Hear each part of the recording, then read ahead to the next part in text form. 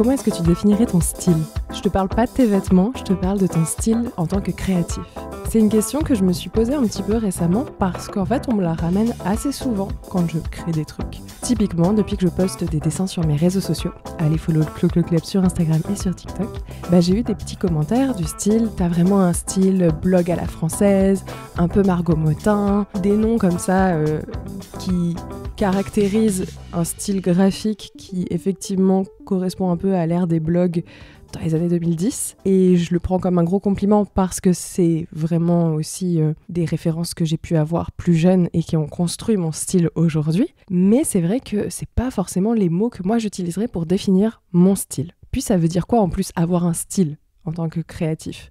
Parce que le style, il varie en fonction des projets. Tu peux très bien être capable, j'en sais rien, moi, en musique, de composer quelque chose d'hyper chill et puis après faire au contraire un son un peu plus vénère. Pour autant, ça reste toi. Mais est-ce qu'il y a un style qui se dégage des deux et qui serait caractéristique à ce que tu crées ? Il y a aussi la question du style en tant qu'image publique. Ton image, entre gros guillemets, de marque ou d'artiste, de créatif.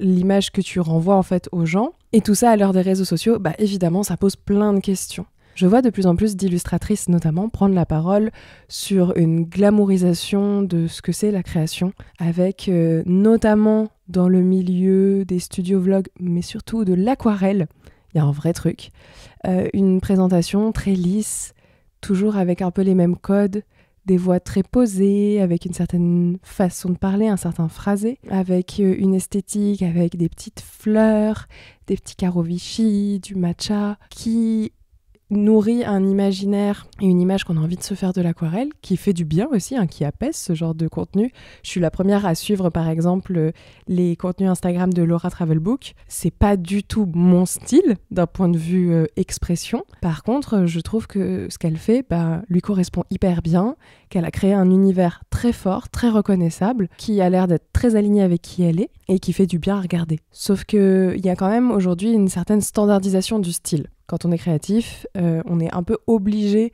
de reprendre certains codes en fonction du domaine dans lequel on exerce, si on a envie de pouvoir émerger un petit peu, se faire connaître, peut-être en faire son métier, parce qu'en face, il y a une vraie demande et une vraie attente d'un public plus large qui se fait aussi une image de ce que c'est et on a l'impression d'être un peu bloqué par ces attentes. Mais si jamais tu te poses un peu toi la question de ton style et que tu as l'impression de ne pas pouvoir exprimer ce que tu as vraiment envie d'exprimer, j'ai fait cet épisode pour toi, vraiment. Pour celles et ceux qui arrivent en cours de route, moi c'est Chloé, je suis la daronne du Clo-Clo Club, mon podcast sur la créativité. Déjà, la question du style, du coup, pour moi, elle est double. Il y a le style d'un point de vue créatif, comment est-ce qu'on crée, avec, par exemple, certaines sonorités, certains mouvements, certains gestes, certaines couleurs, un trait qui nous est propre. Et puis, il y a la question du style en termes d'image publique, du créatif, de l'artiste. Et j'ai envie d'aborder les deux, parce que ça me semble important et que, d'une certaine façon, l'un nourrit l'autre. Déjà, trouver son style, c'est comme trouver son style vestimentaire. Ça prend du temps et il y a des ratés en cours de route et ça évolue en permanence. Je vais prendre un exemple pour les Parisiennes et Parisiens qui m'écoutent. Vous avez en ce moment l'exposition David Hockney à la Fondation Louis Vuitton. Je ne l'ai pas encore vu au moment où j'enregistre cet épisode. J'avais vu sa rétrospective au Centre Pompidou il y a quelques années et c'est un de mes artistes préférés. Donc j'ai un petit peu potassé le sujet quand même avant de vous en parler, mais je suis pas historienne de l'art pour autant.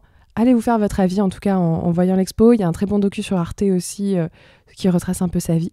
David Hockney est un peintre britannique, toujours vivant, bisous à lui, très identifiable physiquement parce qu'il a des lunettes qu'il arbore, un certain type de paire de lunettes qui font qu'il est tout de suite reconnaissable avec certaines façons de s'habiller, avec des chemises plutôt boutonnées, etc. Vous allez me dire des chemises boutonnées, c'est quand même la base. Oui, mais si vous avez des images, tapez sur Google en même temps que vous m'écoutez, vous allez voir de quoi je veux parler. Et il a commencé avec notamment des dessins et des peintures assez grandes, représentant des proches, des gens qu'il connaît, avec pas mal de jeux de symétrie et de géométrie de manière générale, et des messages plus intimes, cachés. Et donc on est sur des couleurs assez prononcées, mais qui restent douces, je trouve. Toujours ce jeu de symétrie et beaucoup de visages. Et puis par la suite, Hockney va se détacher de ça. et il va commencer à créer en représentant davantage des paysages, notamment, en utilisant des couleurs beaucoup plus criardes aussi, beaucoup plus fortes. Criarde, ça peut avoir l'impression que c'est négatif, mais c'est pour que vous ayez en tête un peu la palette, un truc qui claque dans la rétine. Et il a commencé aussi à le faire en utilisant d'autres outils comme Procreate.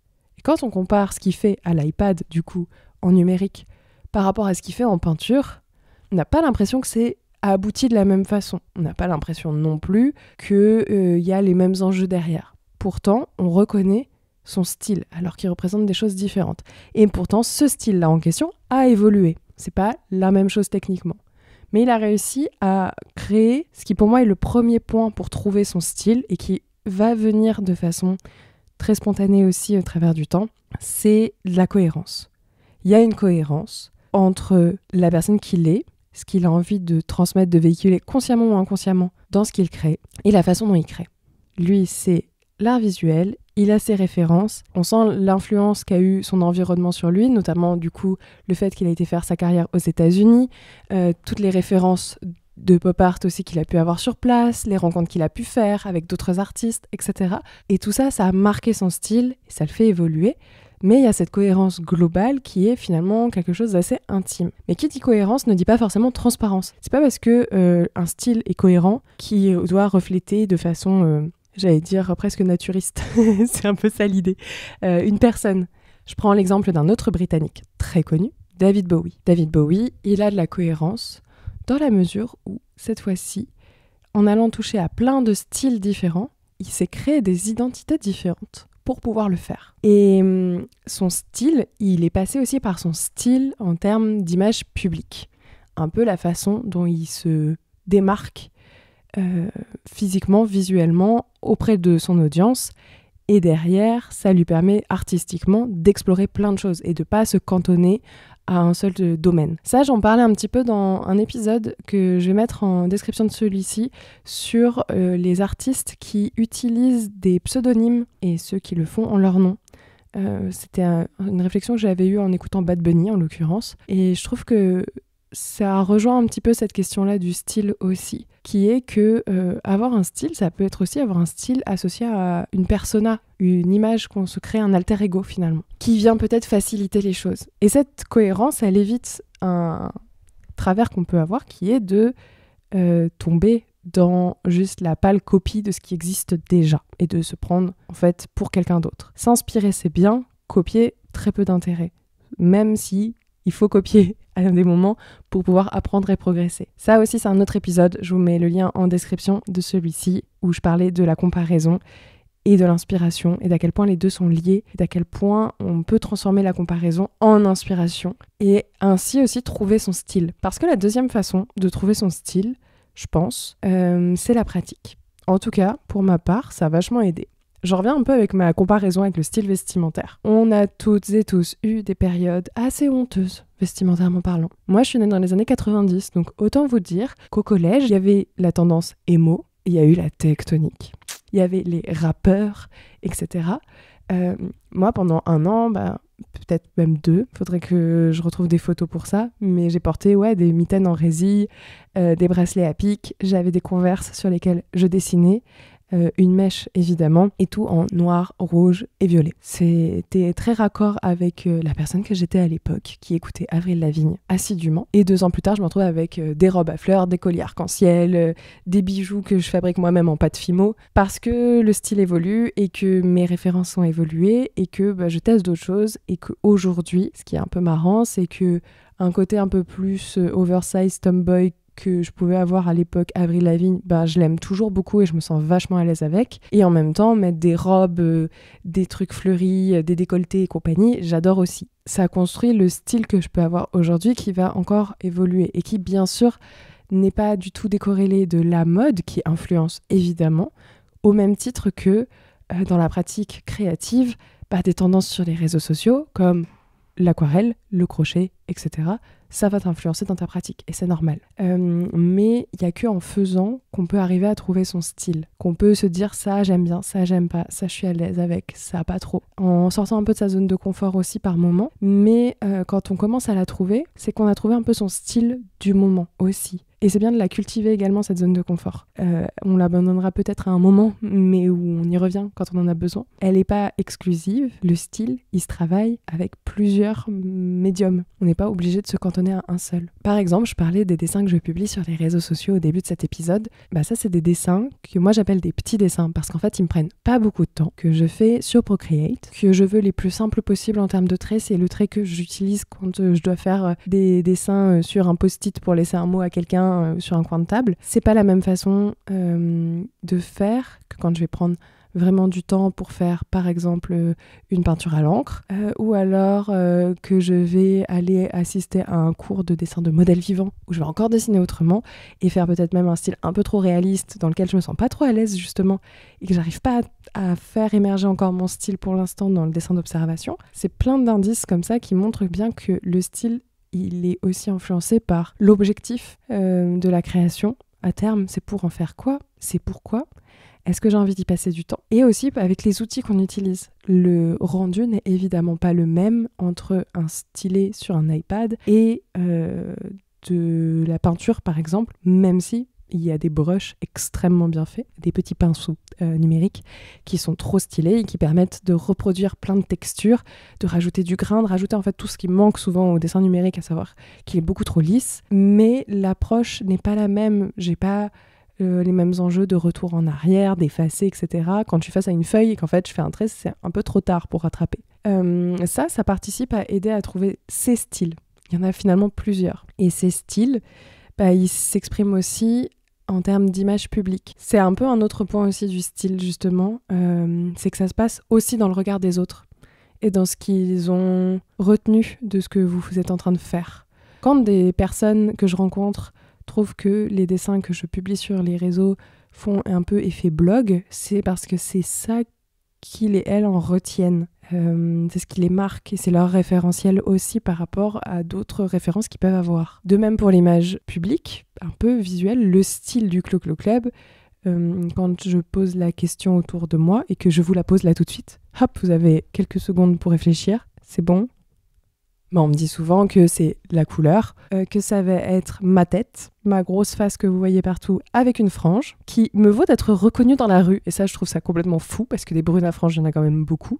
Mais visiblement, c'est distinctif. Et puis d'un point de vue contenu, à proprement parler, dans ce que je vous propose au quotidien, ça va être des podcasts assez posés, pour reprendre une expression que m'avait donnée Salomé Alfonsi, que j'ai interviewée dans le précédent épisode. Elle m'avait dit que le Clo-Clo Club, pour elle, c'était un peu genre une discussion où on prend le thé, quoi. C'est un peu ça.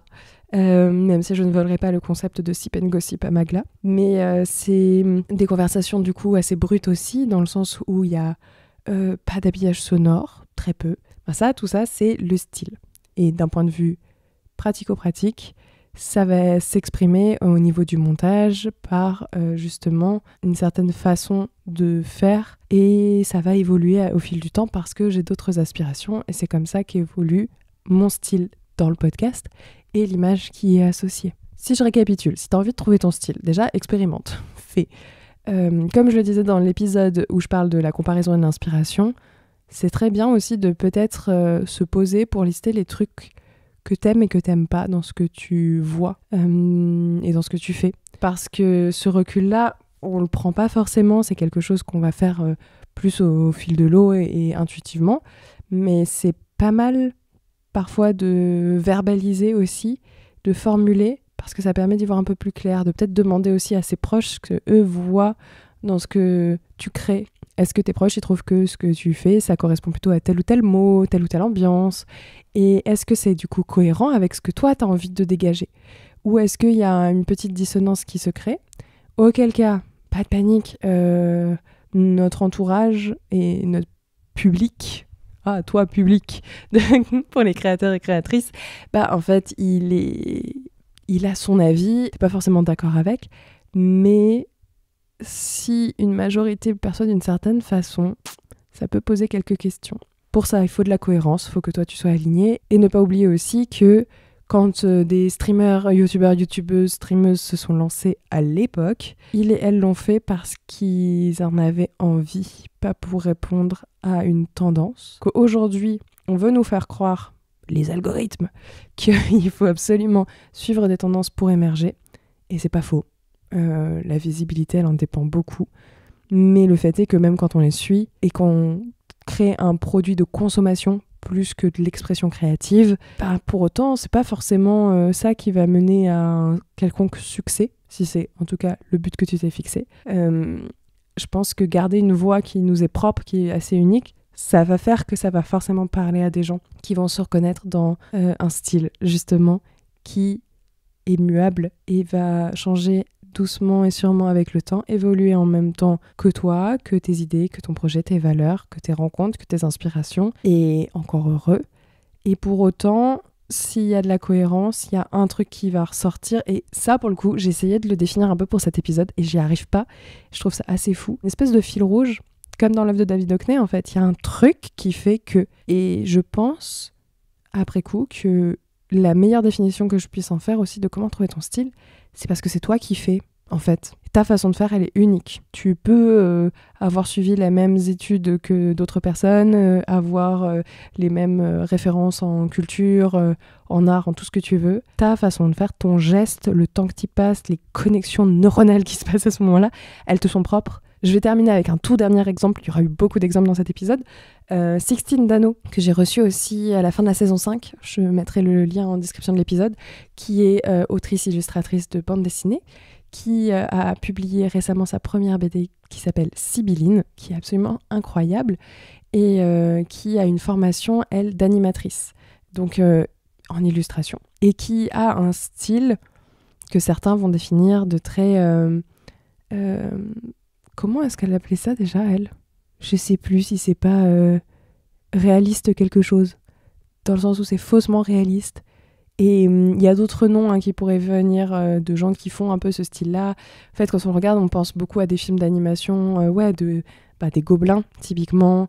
Donc, école d'animation et de dessin et d'art visuel à Paris, qui est mondialement connue pour le coup. Ça peut faire penser à des courts-métrages qu'on a pu voir au cinéma, à des bandes dessinées peut-être déjà sorties. Pour autant, on me met une planche faite par Sixtine à côté d'une planche faite par un ou une autre personne qui a eu la même formation, on reconnaît la sienne. Et il y a ce style. Et pourtant, c'est que sa toute première BD et ça va être amené à évoluer. Et c'est ce qui rend nos créations si uniques. D'ailleurs, en le disant, c'est rigolo, ça me fait penser à un autre point qui est que dans l'histoire, ça n'a pas toujours été comme ça.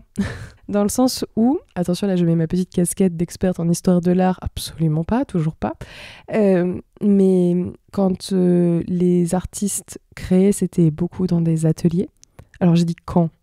Ai-je des dates précises ? Pas tant, mais on retrouve des exemples déjà à la Renaissance, on trouve des exemples beaucoup plus tardifs, je pense par exemple dans la sculpture à des ateliers comme celui de Rodin, où en fait il y a plein d'apprentis qui travaillent avec un maître, puisque c'est un homme à chaque fois, avec un maître qui va leur apprendre et leur transmettre, qui a généralement un style et une technique très assumés, donc très reconnaissable à son style, mais les élèves, eux, reproduisent ce style pour apprendre et participent parfois à des œuvres collectives signées avec le nom du maître, ou alors vont bosser un même sujet, je pense à de la peinture par exemple, vont travailler un même thème, et donc il y a des peintures qui sont radicalement différentes, et puis il y en a d'autres où comme il y a eu plus d'une personne dessus, on ne sait plus trop à qui l'attribuer, et parfois on trouve que le style c'est absolument celui du maître, puis en fait derrière on se rend compte que 90% de la toile elle a été faite par l'élève. Et ça je trouve que ça pose aussi une question assez intéressante de pourquoi est-ce qu'on s'obstine à déjà vouloir mettre un style à tout prix, mais aussi du travail collaboratif. C'est quelque chose qu'on voit moins. Aujourd'hui les ateliers d'artistes ça va être plus des lieux partagés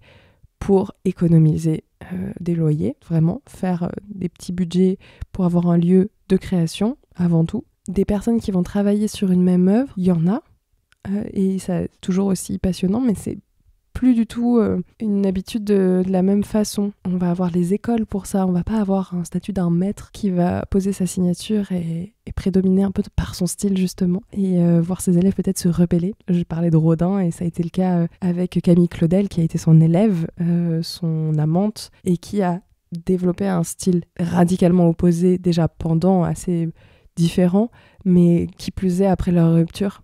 Je vous invite d'ailleurs à aller visiter le musée Camille Claudel, qui est très beau et qui regroupe d'autres sculptures de maîtres de la région qui en fait se sont tous les uns et les autres formés, enfin des moments, c'est vraiment des tout petits milieux et c'est hyper intéressant. Et Camille Claudel, enfin c'est début de siècle dernier, donc ça montre bien qu'il y a eu tout ce travail jusqu'à tard, même encore plus tard j'y pense, mais les surréalistes, ils ont créé des groupes. Alors là on est plus sur des groupes, des mouvements que sur du travail collaboratif plus ou moins reconnu en tant que tel, mais je trouve que ça peut être intéressant aussi sur l'influence que on peut avoir les uns sur les autres, sur notre style et son évolution. C'est aussi pour ça que je disais que le regard des autres est finalement assez important, même si on aimerait s'en détacher, même si c'est pas que ça qui prévaut et qui compte. N'empêche que quand on crée, on donne à recevoir en fait. On partage quelque chose au monde et on partage une partie de soi et de cette cohérence dont je parlais,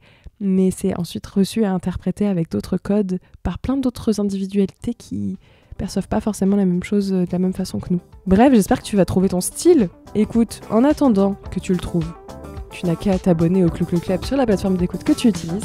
Laissez, j'ai passé mon temps à tutoyer vous voyez dans cet épisode.